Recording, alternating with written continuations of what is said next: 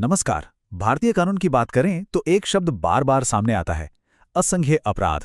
ये आखिर है क्या?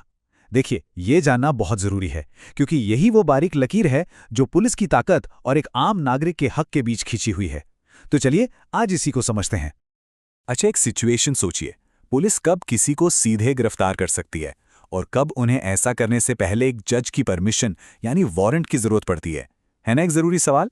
बस आज इसी सवाल के जवाब की तह तक चलेंगे। और इसका जवाब छिपा है कि अपराध किस तरह का है। देखिए, कानून की नज़र में हर जुर्म एक बराबर नहीं होता। कुछ छोटे, कुछ बड़े, और कानून का बर्ताव भी उसी हिसाब से बदल जाता है। और यही फर्क समझना अपने अधिकारों को जानने के लिए सबसे पहला कदम है। तो फिर इस फर्क को और गहराई से समझने के लिए क्यों ना सीधा कानून की किताब ही खोल ली जाए। चलिए देखते हैं कि हमारी भारतीय नागरिक सुरक्षा संहिता इस बारे में आखिर कहती क्या है। तो ये रही इसकी ऑफिशियल डेफिनेशन।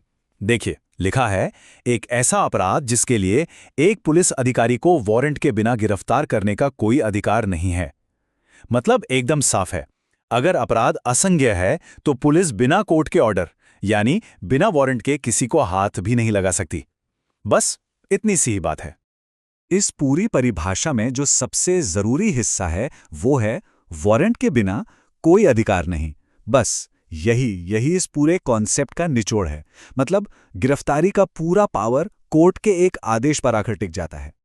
और ये जो वारंट वाली शर्त है ना, ये पुलिस की पावर पर एक नहीं, दो नहीं, बल्कि 3 बड़ी बड़ी सीमाएं लगा देती है। और ये मत सोचिए कि बात सिर्फ गिरफ्तारी तक ही सीमित है। नहीं, मामला उससे कहीं आगे का है। ये 3 सीमाएं कौन सी हैं? पहली, बिना वारंट के कोई गिरफ्तारी नहीं। दूसरी, मजिस्ट्रेट के आदेश के बिना कोई इन्वेस्टिगेशन नहीं, कोई जांच पड़ताल नहीं। और तीसरी, बिना वारंट के कोई तलाशी या सर्च भी नहीं। मतलब साफ है, इन मामलों में पुलिस अपने आप से कुछ भी नहीं कर सकती। आप जानते हैं, कभी कभी किसी चीज को समझने का सबसे अच्छा तरीका होता है ये देखना कि उसका उल्टा क्या है ना? तो चलिए असंज्ञेय को समझने के लिए इसकी तुलना इसके ठीक ऑपोजिट यानी संज्ञेय अपराध से करके देखते हैं। इन दोनों के बीच का जो सबसे बड़ा फर्क है ना, वो है सीरियसनेस का। मतलब अपराध कितना गंभीर है। जो असंज्ञेय अपराध होते हैं उन्हें आमतौर पर कम गंभीर माना जाता है। जैसे मान लीजिए किसी को हल्की फुल्की चोट पहुंचाना या चीटिंग का मामला या किसी की मानहानि करना। और नियम सीधा है, अपराध जितना कम गंभीर होगा पुलिस की पावर भी उतनी ही कंट्रोल में रहेगी। अब इस टेबल को देखिए, इससे पूरी पिक्चर एकदम क्रिस्टल क्लियर हो जाएगी।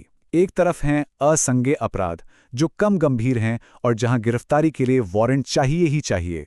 और दूसरी तरफ हैं संज्ञेय अपराध जो ज्यादा सीरियस हैं और जहां पुलिस बिना वारंट के भी एक्शन ले सकती है।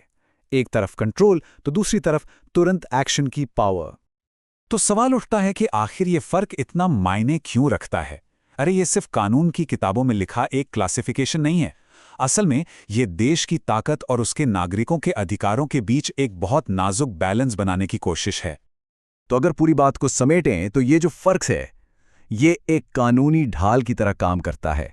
ये सुनिश्चित करता है कि जो छोटे मोटे कम गंभीर मामले हैं उनमें पुलिस की पावर का इस्तेमाल बहुत सावधानी से हो, और जब भी हो तो सिर्फ और सिर्फ कोर्ट की निगरानी में, जज की मंजूरी के बाद ही हो।